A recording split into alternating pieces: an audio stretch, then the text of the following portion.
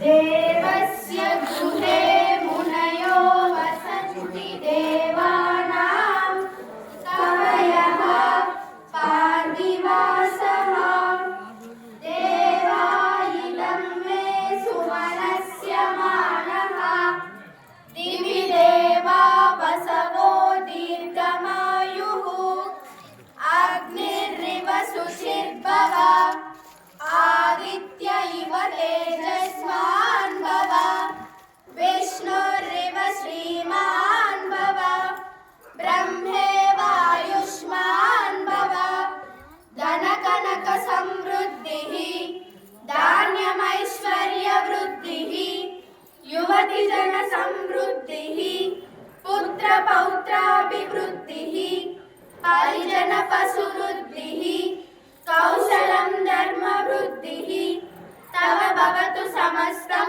मंगलं शाश्वतं च। ఏమండోయ్ చూచారు, మన కుడివాడలో శ్రీ వేణుగోపాల స్వామి వారి బ్రహ్మోత్సవాలు జరుగుతున్నాయి కదూ. ఇదేట ఎదుర్కోవచ్చవు, రేపు కళ్యాణ మహోత్సవం. అసలు నేను ఎవరినో మీకు తెలియనా? తెలియచనుకుంటాను. మాది విదర్భ, భీష్మక మహారాజు పురోహితుడు. నా పేరు అగ్నిజ్యోతుడు అంటాడు. మా రాజుగారికి 5 కుమారుల వెనుక ఒక కూతురు జన్మించింది. ఆమె పేరు రుక్మిణీదేవి. ఆమె అందాల కుప్ప, సుగుణాల రాశి. భగవతి అయిన లక్ష్మీదేవి అలా వచ్చింది. ఆమెకిప్పుడు వివాహయోగ్యమైన వయసు వచ్చింది. తగిన వరుణ్ణి వెతుకుటానికై మా రాజుగారు నన్ను పంపారు. అందులకై నేను దేశాలు ఊరూరు తిరుగుచున్నాను. ఏ వరుణ్ణి చూడకపోయినా ఏదో ఒక లోపం ఉంటూనే ఉంది. సర్వ లక్షణాలు సమగ్రముగా ఉన్నవాడు ఎచటా కనబడలేదు. అసలు ఈ బ్రహ్మదేవుడు సృష్టిలోనే భార్యాభర్తలను సమానంగా సృష్టించడనుకుంటాను. అలా జయంతుని పోలగల వన్నికానికి నొక జిబ్బితలదాని నొకట కూర్చు నోరెలుంగని బట్ట కూరకేతకులాడ గంప గయ్యాడిని గట్టి పెట్టు చాటు అగతి అయిన జలజాక్షినొక పండ బూతుల బుంగన్న చేత పెట్టు మర్యాద నాశించు మహిళామ తల్లికి నొక త్రాగుబోతకు వారిని తగులగట్టు దంపతులనెప్పుడు ఈ రీతి తారుమారుగాగా సమకూర్చనే గాని కలత విడిచి తగిన వారల సమకూర్పదలపబోడు కమలజుడు వాణి కడుపు బంగారుగాను. భలే వాహ్వా శాస్త్రి గారు, మీ దేవురో కానీ చాలా బాగా చెప్పారయ్యా. ఏమి నేను చెప్పినట్టు బాగుండలేదా? బాగుందనేగా చెప్పేది. నువ్వు చెప్పిందంతా సత్యమే. వాడికేం పోయే కాలమో ఆ బ్రహ్మదేవుని సృష్టే అంట. కురూపైన వానికి సురూప సంపన్నమైన దానిని భార్యగా కూరుస్తాడు. రంప వంటి దానికి ఒక నపుంసకుని తగిలిస్తాడు. చక్కగా చదువుకుని సంస్కారవతి అయిన పడతికి పొగాకు ఉమ్ములు పొట్టపై ఊసేవాణ్ణి మగనిగా చేరుస్తాడు. బలవంతుడై కామకుడైన వానికి ఒక రోగాల కుంటి దానిని నాలిగా నిర్మించుతాడు. ఇట్లు తారుమారుగా ఉండడం వలన మగనిదే పెళ్ళాందే అయి మనసులు కలియక నిరంతరము తగులాడుతుంటూ ఉంటారు. అందుకే బియ్యమునుకు నెయ్యమునుకు కయ్యమునుకు నీడు జోడుగా వలసుమతి అన్నారు. భార్యాభర్తలు ఇరువురు సమాన వయస్కులై అన్నిటా సమానంగా ఉంటే ఆ దాంపత్యము శోభాయమానంగా చూడముచ్చటిగా ఉంటుంది. ఆనుకూల్యము లేని దంపతులు కాపురము నరకప్రాయమే. పూర్వం మా ఊళ్ళో ఉండేవాడు ఒక బ్రాహ్మణుడు. ఆయన పేరు పౌండరిక సోమయాజుడు. యజ్ఞం చేశాడు కాబోలు ఆ పేరు రావడానికి. ఏమి చేశాడో మొదట్లో కానీ ముసలితనములో 60 ఏండ్లకు 3వ పెళ్లి చేసుకున్నాడు. చావకపోయాడా? చావపోయే సమయంలో మళ్ళీ పెళ్ళేంటి ముస్లిముల్లా గడిపి చేసుకున్న పెళ్ళాం సౌందర్యము గలది, చాకచక్యము గలది కూడా. పేరు చారుమతి. ఇక చచ్చాడు ముసలివాడు. సరే, కాపురానికి వచ్చిన దగ్గర నుండి చారుమతికి మగని ముసలి కమ్ము అంటే అసహ్యం వేసింది. వేస్తుందిలే. ఇంకే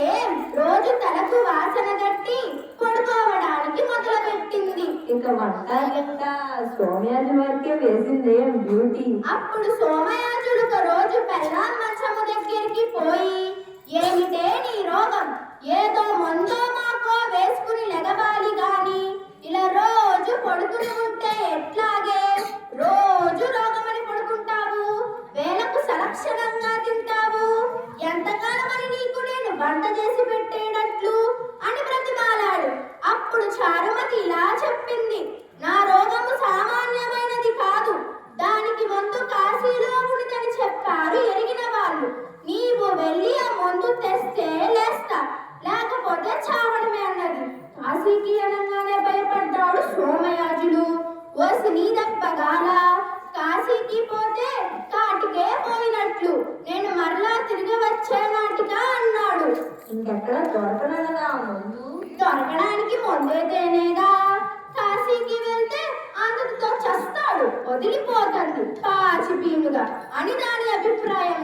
పాప మా పిచ్చి బ్రాహ్మణుడు ఏం చేశాడు?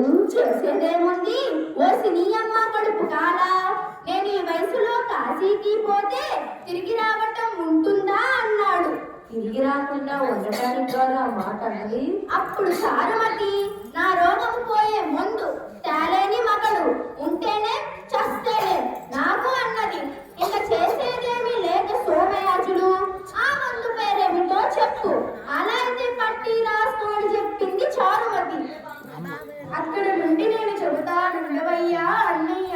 చారుమతి చెప్పిన మందులు ఏమంటే, వృక్షఛాయ, గగన కుసుమం, వృద్ధ మండూక పుచ్చ, బేరీనాదో, హయ గుడు గుడు, కుక్కుటస్య విదుగ్ధం, మాత్స్యం పాదం, మసక మూత్రం, వృద్ధ నాగస్య శ్రేద్ధుః, శ్వానశృంగం, శ్వసన సహితం, సర్వరోగాపహారి. ఏమిటో అన్నాక మందు ఏమీ అర్థం కాలేదు. తొందరపడతావే, చెబుతా విను.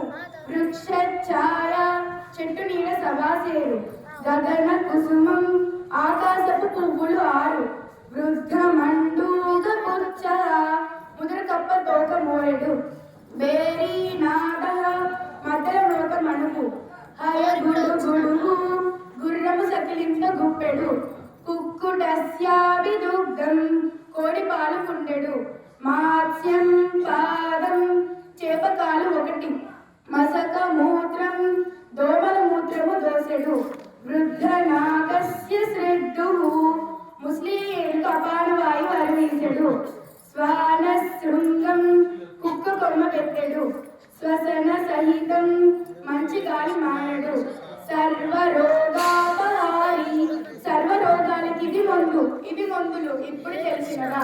తస్సజక్క. ఇందులో మందు ఒక్కటైనా ఉంది, ఒక్కటైనా తాగడానికి దొరికేదేనా?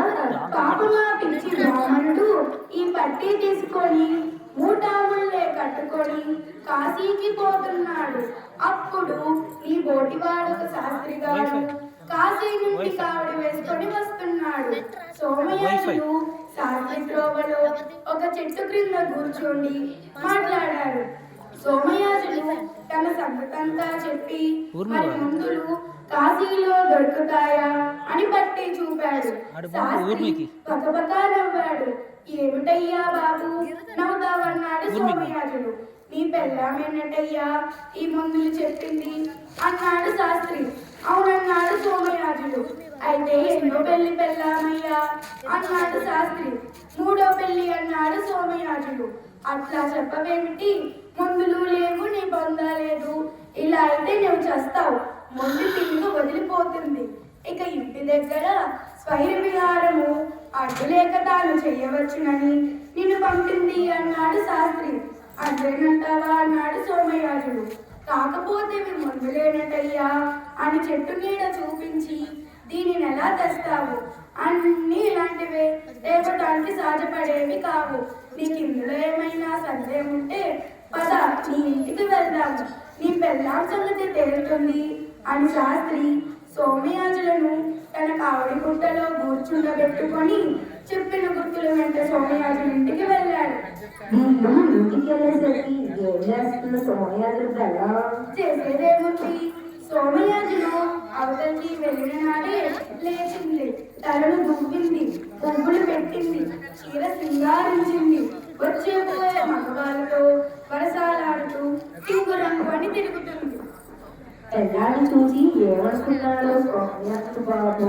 సోమయాజులు కావడి పుట్టల కట్టలో పెళ్ళాన్ని చూచాడు. పెళ్ళాంకని చూసేంత వరకు వాళ్ళంతా మంటెత్తిపోయింది. అప్పుడు శాస్త్రి చారుమతిని చూచి, అమ్మ మరి ఆకలి వేస్తున్నది, కొంచెం అన్నం వండి పెడతావా అని అడిగాడు. అంటే నేను వచ్చేపోయే వాళ్ళందరికీ అన్నాలు గిన్నాలు వండి పెట్టేదాన్ని కాదు, మెదలకుండా వద్దరికి పో అన్నది చారుమతి. అంటే శాస్త్రి, అయ్యో తల్లి, మీ బోటి క్లాసులు అట్లా అంటే మా బోటి వాళ్ళు ఏం కావాలి? అతిథి అభ్యాగతుడు లేకుండా ఉంటుందా? పోనీ నాకు ఊరికే వద్దులే, డబ్బులు ఇస్తా, కాస్త వంట చేసి పెట్టమ్మా అన్నాడు. డబ్బులు అనే వరకు కొంచెం మెత్తపడింది చారుమతి. అలా అయితే నా ఇంట్లో బియ్యము లేవు, నీవు కూడా వంట దంచితే అలాగే వంట చేస్తాను అన్నది. అని ఒక బస్తా వడ్లు కుండలో పోసింది. శాస్త్రి ఇచ్చింది, తాను కూడా క్రోగలి పుచ్చుకున్నది. వడ్లు దంచడానికి ఆరంభించాడు. దంచుతా చారుమతి పాట పాడుతున్నది. మందుకై మావారు కాశీకి పోయారు, మాట్లాడుటకైన మళ్ళీ రాబోరు.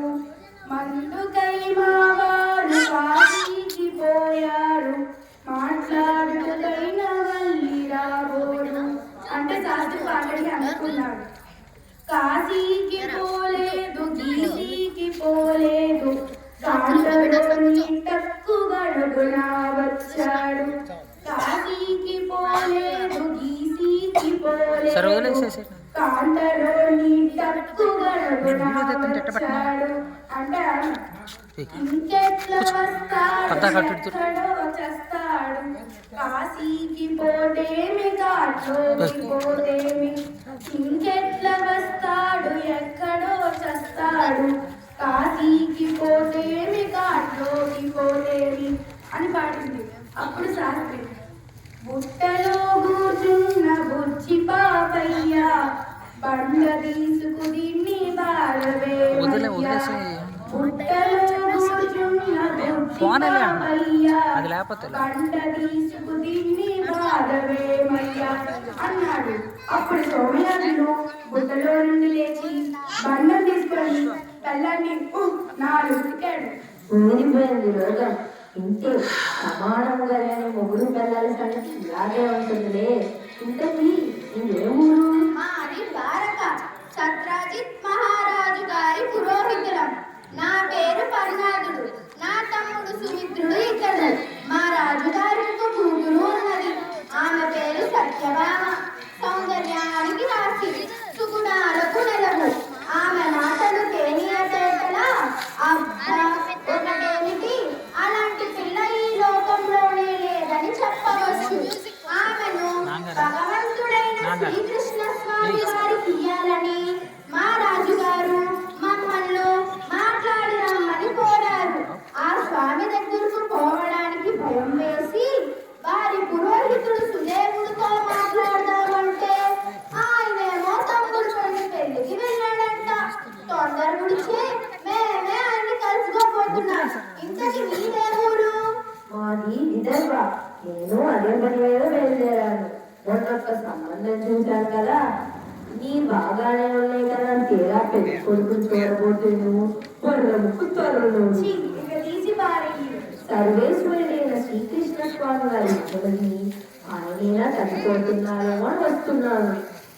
అదిగో స్వామి నామస్మరణ వినిపిస్తుంది. అయితే సుదేవుడు వస్తున్నాడనుకుంటా. అదిగో సుదేవుడు వస్తున్నాడయ్యా. ఏమిటయ్యా పర్ణాదుడా, సుదేవుడు వస్తున్నాడంటున్నావు? ఏమిటి సంగతులు? సంగతులేమున్నాయి, నీ కొరకే మేము చూస్తున్నాము. మరి సత్యభామాదేవిని శ్రీకృష్ణ స్వామి వారికి ఇయ్యాలని సత్రాజిత్ మహారాజు గారు, రుక్మిణీ దేవిని భీష్మక మహారాజు గారు మమ్మల్ని నీ దగ్గరకు పంపారు. మరేం చేస్తావు? అయితే తమ్ముడు కొడుకు పెళ్లికి వెళ్ళావంటగా, బాగా జరిగిందా పెళ్లి? ఆ జరిగింది తగాదాలతోనూ తందనాలతోనూ ఎట్లయితే లేదు అయిపోయిందిగా. దానికి కానీ మొన్న ఇలాగే మా స్వామికి మంచి వధువు వెతకడం కోసం నేను దేశ దేశాలు తిరుగుతున్నాను.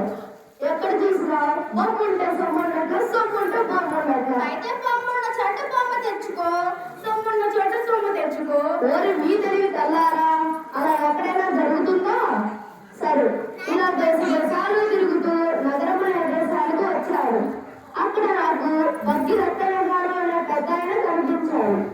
ఆ మాట ఈ మాట మాట్లాడుతున్న తర్వాత మీరు ఏ పని మీదకి ఇక్కడికి వచ్చారు అని నన్ను అడిగారు. అప్పుడు నేను మా స్వామికి మంచి వరువు వెతకడం కోసం నేను దేశ దేశాలు తిరుగుతూ ఇక్కడికి వచ్చాను. మీకు తెలిసిన వారు ఎవరైనా ఉన్నారా అని అడిగారు. అప్పుడు ఆయన, స్వామి నాకంటే ఇందులో అంత అనుభవం లేదు కానీ మా ఊరిలో భరద్వాజాచార్యులు గారు అనే ఆయన ఒకరు ఉన్నారు. ఆయన ఇలాంటి పనులు చేయడంలో మహామేధావి, ఇంకా ఆయనకు ఎన్నేళ్ళలో అనుభవం ఉన్నది అని అన్నారు. అప్పుడు నేను, స్వామి ఒక్కసారి ఆయన దగ్గరకు తీసుకువెళ్ళరా అని అన్నాను. అప్పుడు ఆయన భరద్వాజాచార్యులు గారి ఇంటికి తీసుకువెళ్ళాడు. అప్పుడు ఆయన ఏం చెప్పాడు? చెప్పేది వినరే, తీరా ఆయన సంబంధం గురించి నన్ను నన్నలేదు వాడు వాడు వాడు కొత్తపాటి సతీష్ వాడొచ్చి కొద్ది గారు నాకు తల్లి చూడండి, నాకు తల్లి చూడండి, పెళ్లి చేయండి అని వాడు కంపెడుతున్నాడు. సంభావన వాడు ఇలాంటి వాళ్ళు అందరూ వచ్చేస్తూ ఉంటారు. పిల్లలు చూడాలి, పెళ్లి చూడాలి, పిల్లలేదు చూడాలి అని మా వైపు యథాదిగా చూసి ఒళ్ళు కొంచెం వేసేసి లోపలికి వెళ్ళిపోయాడు.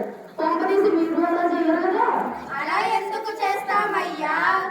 దానికే కానీ మీ రాజుగారి కూతురు ఏదో ఒకటి అయ్యే చేస్తారు. మా స్వామి అంటే ఏమనుకుంటున్నారో మరి. పని చేస్తుందా?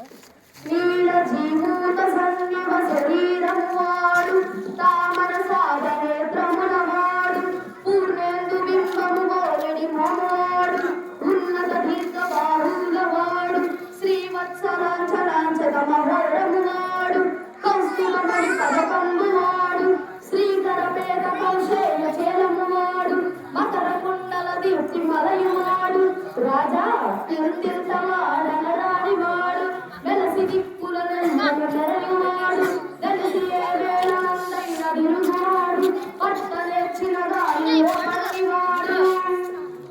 ఈ స్వామి భగవంతుడైతే మా రాజుగారు సాక్షాత్తు లక్ష్మీదేవయ్యో.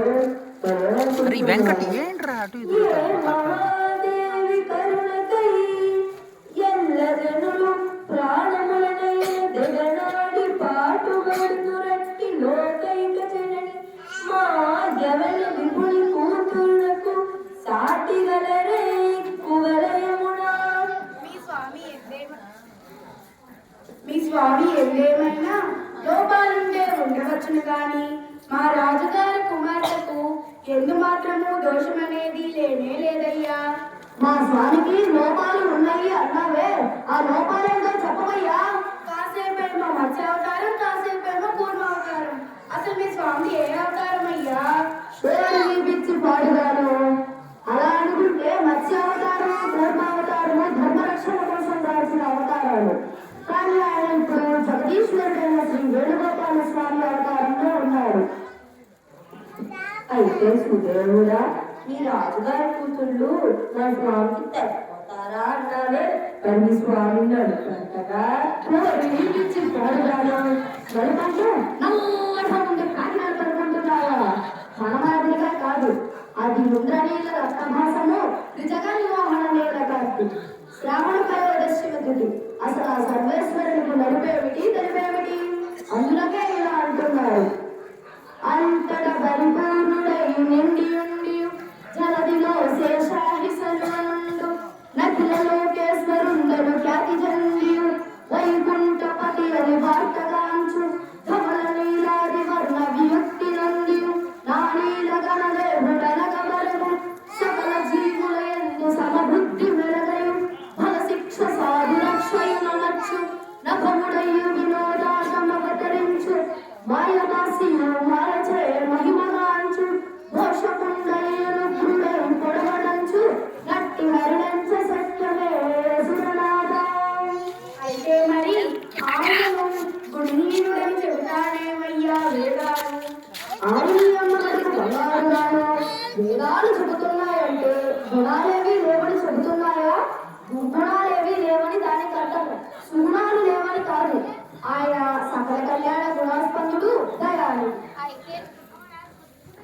అయితే సుదేవుడా మీ స్వామి యందు ఏ దుర్గుణాలు లేవన్నావుగా, మరి ఇట్లా అంటున్నారేమిటి?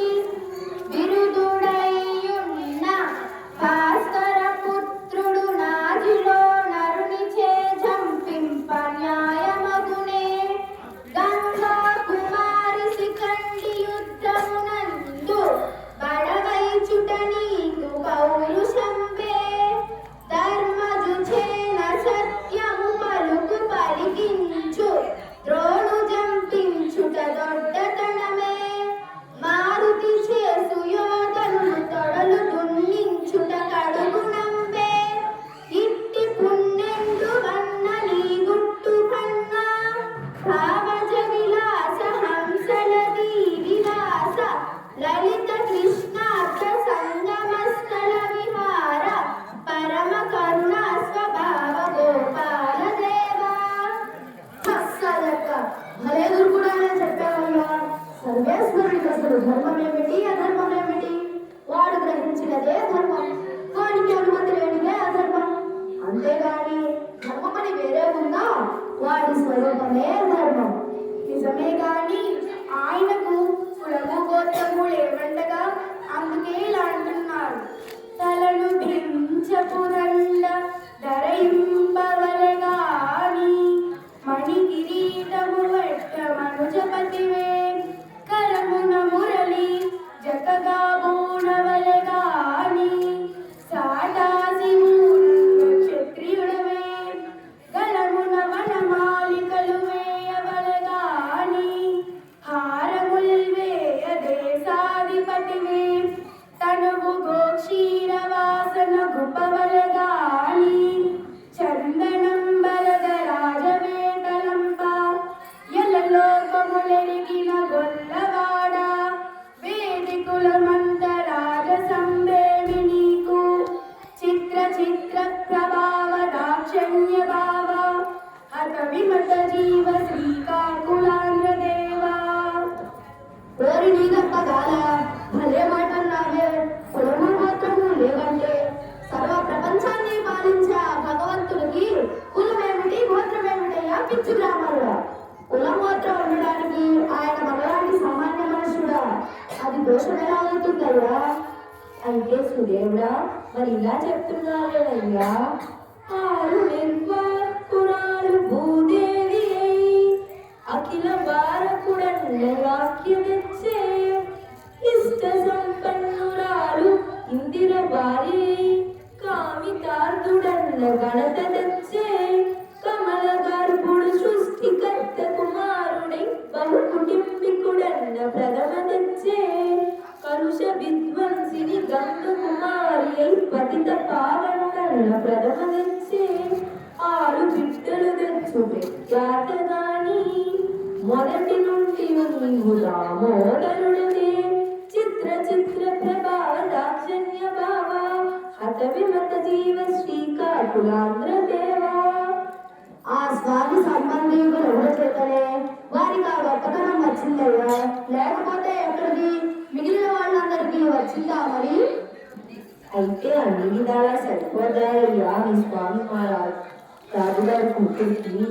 అయితే మీ స్వామికి మా రాజుగారి కూతుర్లు తగినయ్యా అన్ని విషయాలలోనూ. ఇంతకంటే మంచి సంబంధం దొరకదు. అట్లయితే మీ రాజుగారిద్దరి కూతుళ్ళను మా స్వామికిచ్చి చేయించుతారే గాని ఆ స్వామికి కృప కలిగేటట్టు కాసేపు ఆయన్ని ధ్యానిద్దాం పట్టండి. మందరదారి మంజు విహారి బృందా కుంజబని సంచారి. మందరదారి మంజు విహారి బృందా కుంజబని సంచారి. సుందర రూప సుగుణ కళాప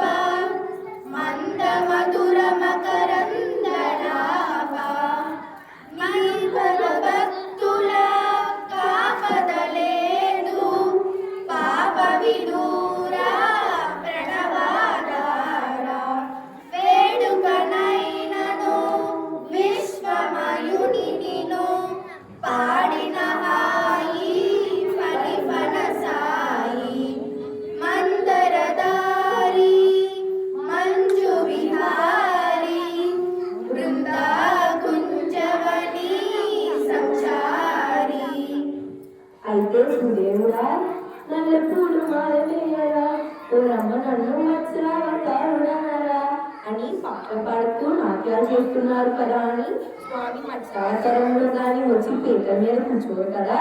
మమ్మల్ని సముద్రంలో కానీ పెళ్లి మండపాన్ని ఏర్పాటు చేయమంటారు కదా.